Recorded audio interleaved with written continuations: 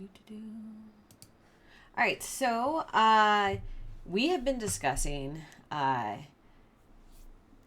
basically the book of Samuel, right? And Saul's ascendancy to the throne, and how he kind of went off the path. And so instead of God choosing, Saul's son to be the next king, God was like, nope, that's the end of Saul's line. I choose the next guy. I choose David. And so you had David, who's not king yet. You have Saul, who is king. And it's kind of creating this civil war in Israel. Last week, we took a tiny break from discussing that war to kind of just discuss two of the women involved in this. Trevor says civil war is bad.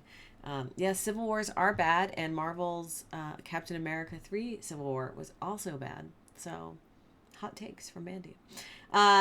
So, last week we talked about Abigail. We talked about Michael, the woman. Her name is spelled Michal, and how they defied the men in their lives to support David. But today we're diving right back into the drama of David and Saul. So if you'll remember, Saul had it out for David. Mostly, he didn't even necessarily know David was the one God had chosen to be the next king. But from his perspective, David was this great hero who was getting way more praise than Saul was. Saul was also having these intense mood swings where one minute he'd be trying to kill David and the next he'd be embracing David like a son. This made it hard for David to know where he stood with Saul. But eventually David did run away from the palace for his own safety. We talked about how he took refuge with some priests before going to meet his men. And when Saul found out about all of this, he had the priests killed, which is not what a good king of God should probably be doing.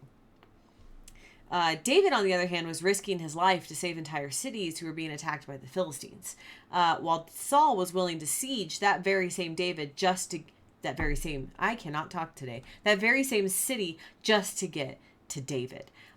So what we're seeing is that David's willing to risk his life. He's willing to put the people of Israel first, where Saul is willing to sacrifice the people of Israel to get to David. So that's kind of where we left off. Things were heating up in this war between Saul and David. Now, you would think, considering this, given the opportunity, David would kill Saul himself or, hire some sort of assassin, right? That would be a really easy way to get rid of this Saul problem. It's just, take Saul out of the picture. But that's not quite how this goes. So this next story we're going to talk about actually happens just before David's encounter with Abigail. So we're going to look at 1 Samuel 24. That's 1 Samuel 24. I'm going to drink my tea. I'm in theme today, accidentally. I'm wearing a Space Force t-shirt and I have my Pentagon mug. It was accidental theming.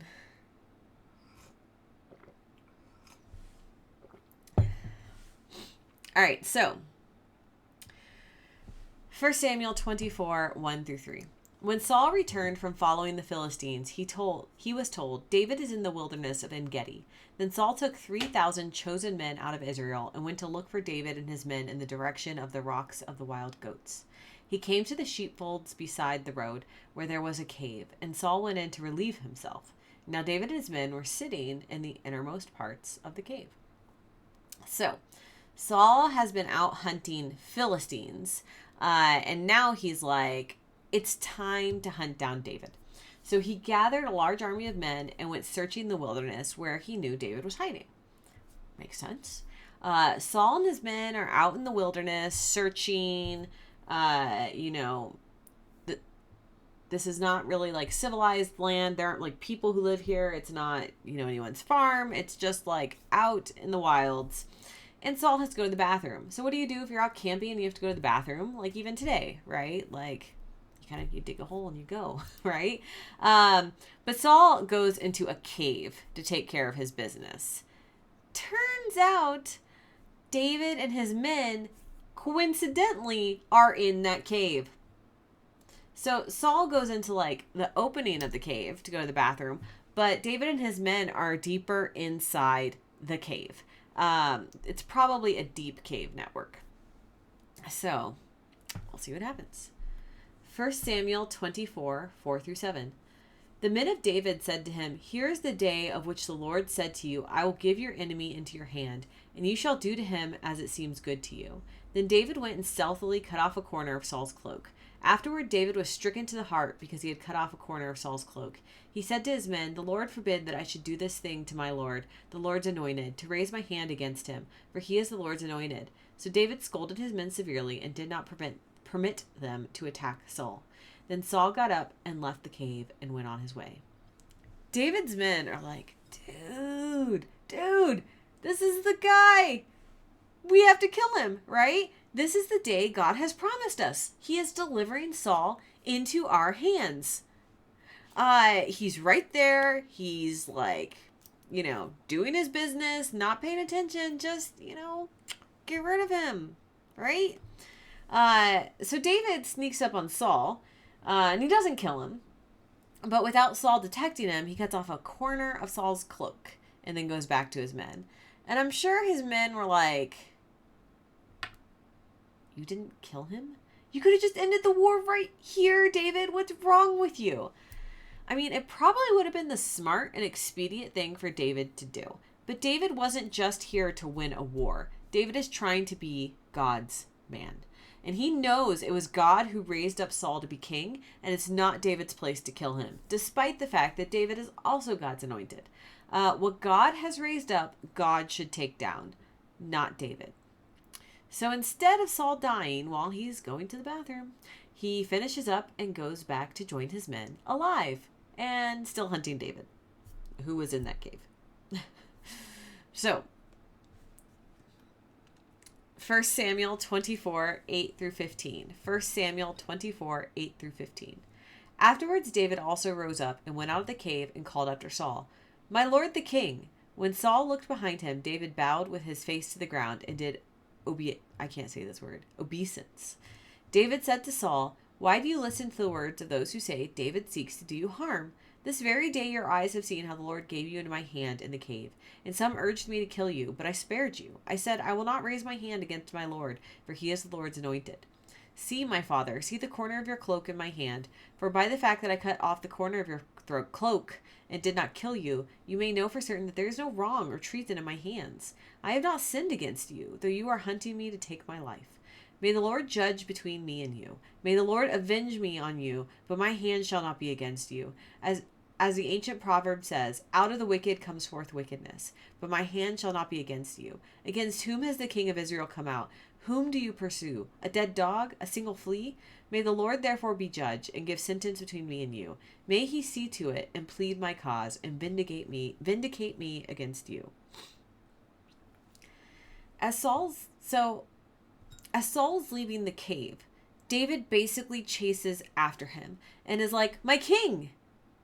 Remember, Saul is trying to kill David. Saul is in the wilderness to hunt David. This is a stupid thing for David to do, right? To make himself known to the guy who's trying to kill him. And when Saul turns and sees him, David doesn't try to fight him. David doesn't, tell him off. No, David bows. And he's like, "I could have killed you, but I didn't. See this piece of cloak I have as proof? I'm not just telling tales. I was really this close. Why didn't I kill you? Because I'm a good person, Saul. Unlike some other people. I have done nothing to you. I've done nothing to earn your ire, and I'm not going to start now. It's God's job to judge between us and what's happened. And if God decides something should happen to you, fine. But I'm not going to be the one who kills you." This is a bold move from David. Because there's no reason why Saul wouldn't just kill him on sight. And David just basically told Saul that David won't kill him. So if Saul attacks him, David probably won't even fight back. Speaking of Captain America, this would be like the end of Captain America 2, where Steve drops his shield, to Bucky, and it's just like, "I'm not going to fight you." And then just Bucky just starts wailing on him. This gives Saul a perfect opportunity to just kill David right then and be done with it. 1 Samuel 24:16 through 22. When David had finished speaking these words to Saul, Saul said, "Is this your voice, my son David?" Saul lifted up his voice and wept. He said to David, "You are more righteous than I, for you have repaid me good, whereas I have repaid you evil. Today you have explained how you have dealt well with me, and that you did not kill me when the Lord put me into your hands. For who has ever found an enemy and sent the enemy safely away?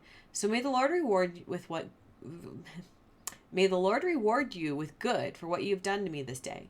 Now I know that you shall surely be king, and that the kingdom of Israel shall be established in your hand. Swear to me therefore by the Lord that you will not cut off my descendants after me, that you will not wipe out my name from my father's house." So David swore this to Saul. Then Saul went home, but David and his men went up to the stronghold.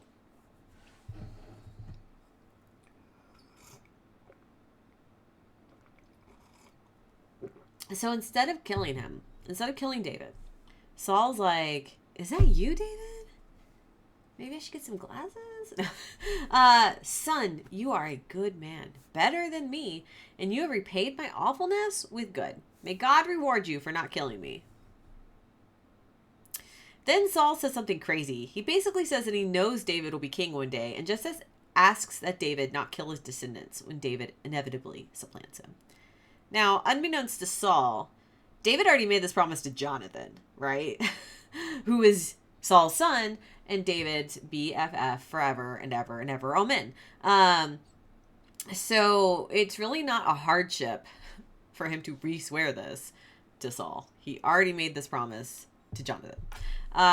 So David swears again to Saul what he already swore to Jonathan, which is that one day when he becomes king, he won't kill all of Saul's kids or their kids.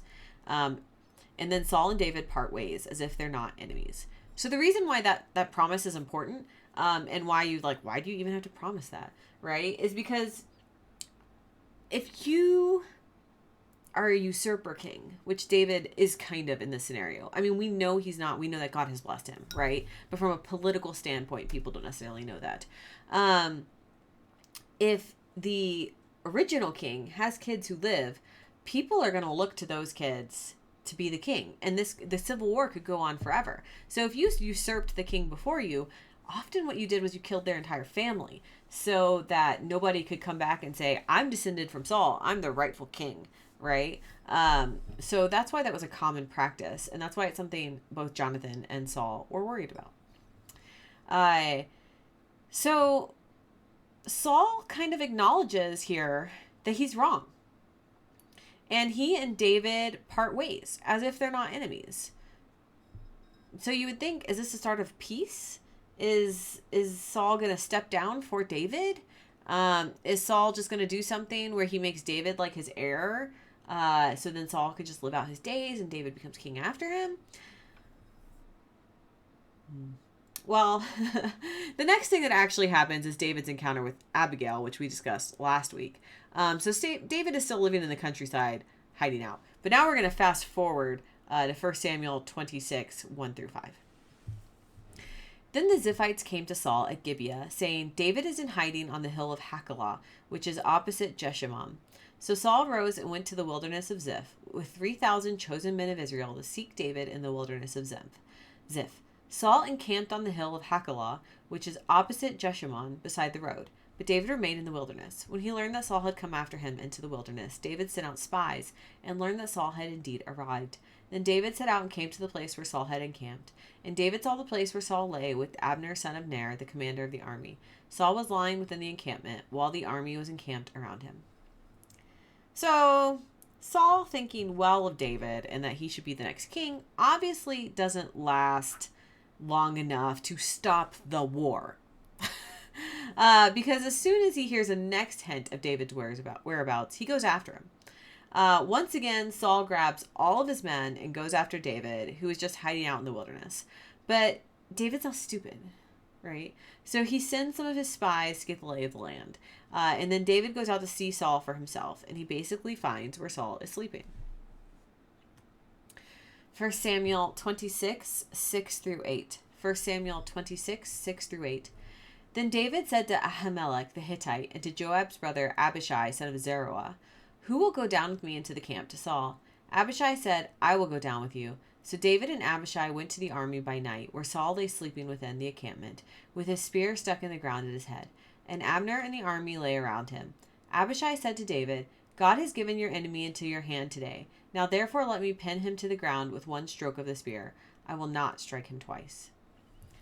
So David turns to one of his guys and is basically like, "Hey, will you go down to the camp with me? Like where Saul and all of his men are." And the guy is basically like, "I will totally follow you anywhere, David. Ride or die." So during the night, they sneak up to where Saul sleeps, and not a single person in the entire camp detects them. Not even Saul's main general, Abner.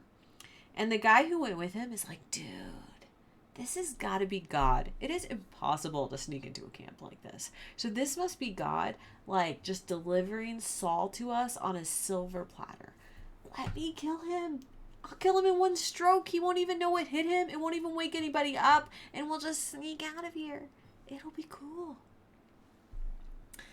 Do we think David's going to do this based on our last encounter with Saul? I find it highly unlikely.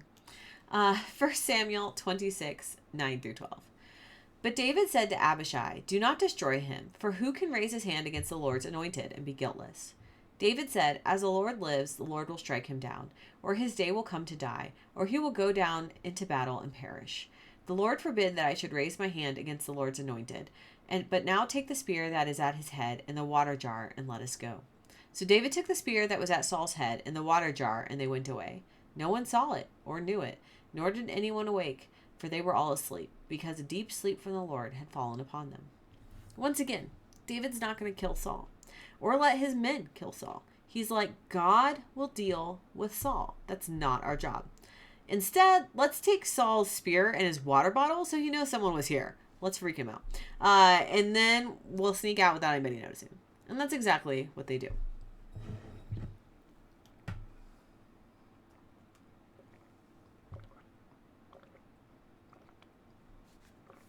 Sorry. Thirsty. 1 Samuel 26, 13 through 16. 1 Samuel 26, 13 through 16. Then David went over to the other side and stood on top of a hill far away, with a great distance between them. David called to the army and said to Abner, son of Ner, saying, "Abner, will you not answer?" Then Abner replied, "Who are you that calls to the king?" David said to Abner, "Are you not a man? Who is like you in Israel? Why then have you not kept watch over your lord the king? For one of the people came in to destroy your lord the king.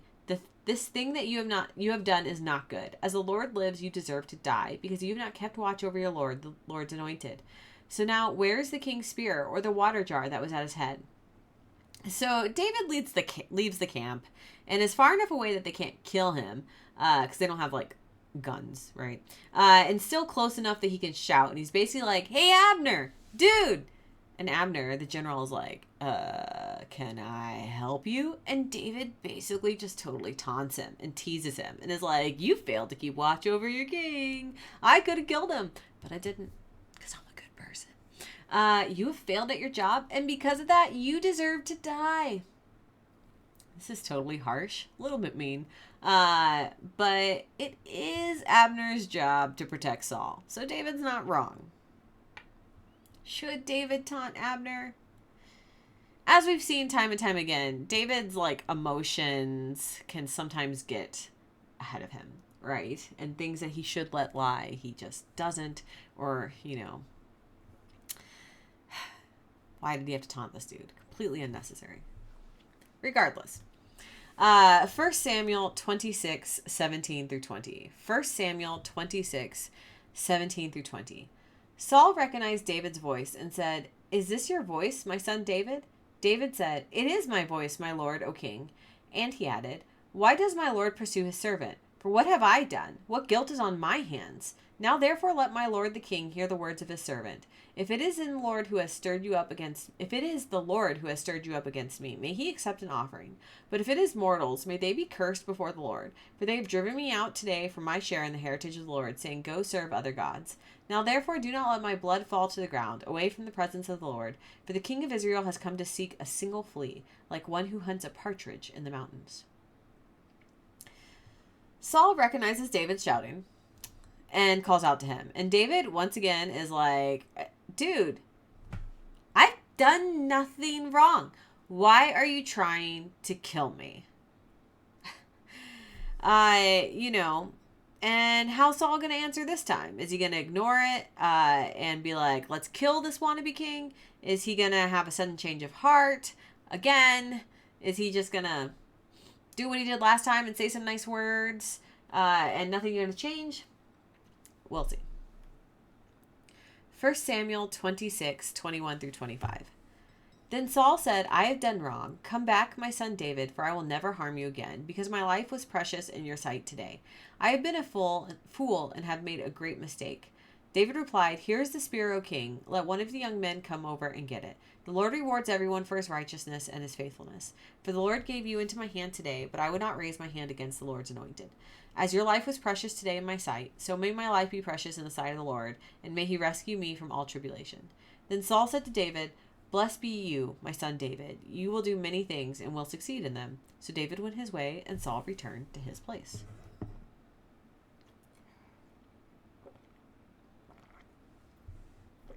So, once again, Saul has this like sudden change of heart, or seems to, and is like, I've done wrong against you. Obviously, I have been wrong about you, and you are loyal and view my life as precious. And David is basically like, send one of your dudes to recover your stuff, right? I don't want to steal from you. God rewards those of us who are righteous, and I will not raise my hand against you. And yes, of course I value your life. I've like 12 billion times I could have killed you, Saul. But I haven't, because I didn't start this war. I didn't start the fire, Saul. You did. And I hope God values my life as much as I value your life and keeps me safe. And Saul praises David again and is like, you will do great things and be awesome at them. And then once again, the two go their own separate ways. Twice David has a chance to kill Saul, and twice he doesn't. David is adamant he won't. How will David be king if he won't kill the man who stands in his way? He's going to have to wait for God to deal with him, whether that's by God striking Saul down with a heart attack or using some other method. Or maybe God will just let Saul's own folly kill him.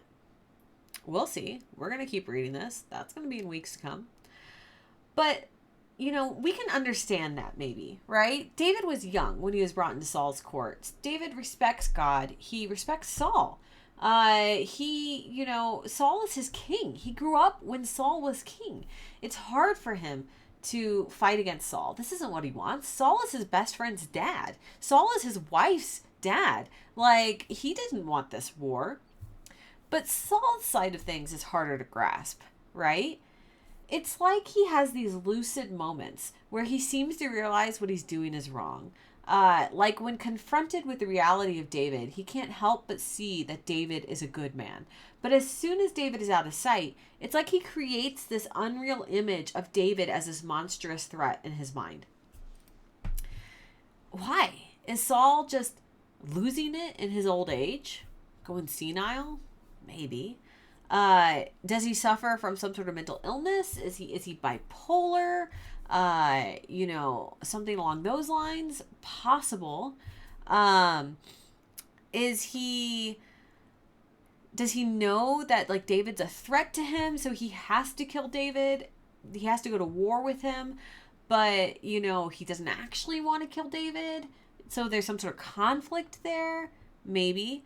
Is Saul just like one of those like abusers who, 1 minute is hitting his wife and the next minute it's like bringing her flowers, like some sort of like game and toying with them? Maybe. But sometimes I think it's just easier to be mad at people when they're not around. When you're not looking at a person face to face, when you're not faced with the reality of them, it's easy to be mad at them. But, when you're looking in their face and you remember this person is human, it's a lot harder, right? It's a lot easier to go after a nameless enemy. It's a lot easier to hate someone who you don't have to see their pain, right? Than it is when you see them look you in the eye. So how is this going to end in the end, right? We have David who's refusing to kill Saul. We have Saul who had a couple of opportunities here where he could have killed David and didn't. So it's just like we're kind of like in this endless stalemate civil war, which can't be good for the people of Israel, right? They're being torn apart. Their own towns are being attacked. Are they even really being protected from outside threats if their own armies are fighting each other? There's probably a lot of angst and stress among the people of Israel at this point. So what's going to happen? When Saul's face to face with David, he can't kill him, and David won't kill Saul. Well, it remains to be seen. That's basically, next week's lesson. So, we're going to keep trucking through the book of Samuel and see what happens next. So that is the end of today's lesson.